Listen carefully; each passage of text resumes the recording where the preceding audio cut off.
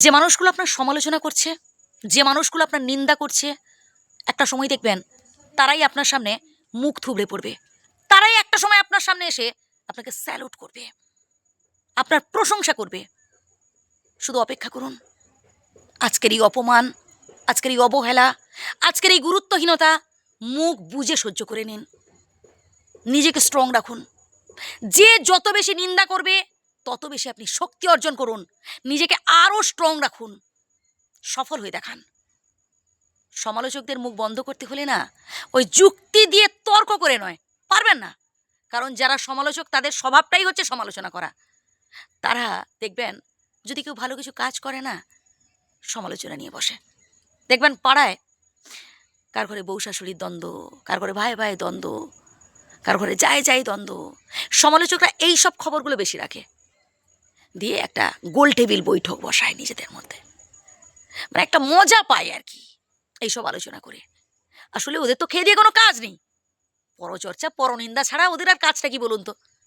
ওরা না নিজেরা ডেভেলপ করতে পারে, জীবনে কিছু ভালো কিছু অ্যাচিভ করতে পারে, না অপরের ভালো সহ্য করতে পারে।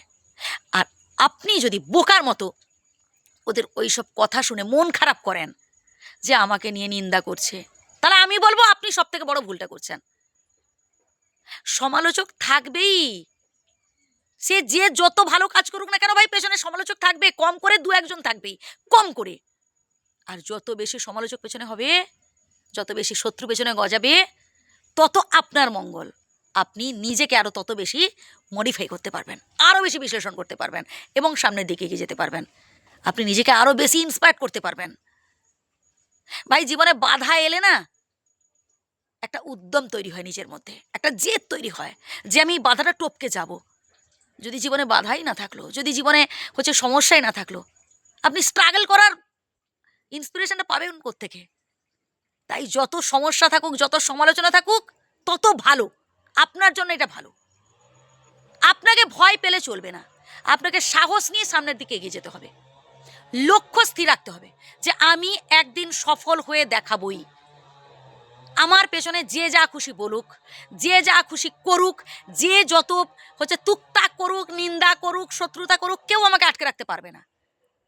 এইভাবে নিজেকে বোঝান, তবেই একদিন আপনি জীবনে সফল হতে পারবেন। সফলতার পথটা এতটাও সহজ নয় যে আপনি হাত বাড়িয়ে দিলে পেয়ে যাবেন। আপনাকে অনেক অনেক স্ট্রাগল করতে হবে, অনেক অপমান সহ্য করতে হবে, অনেক কঠোর পরিশ্রম করতে হবে ভাই, তবেই একদিন আপনি জিততে পারবেন। তাই আর চোখের জল ফেলবেন না, আর নিজেকে অসহায় ভাববেন না। উঠে পড়ে দাঁড়ান, সামনের দিকে এগিয়ে যান।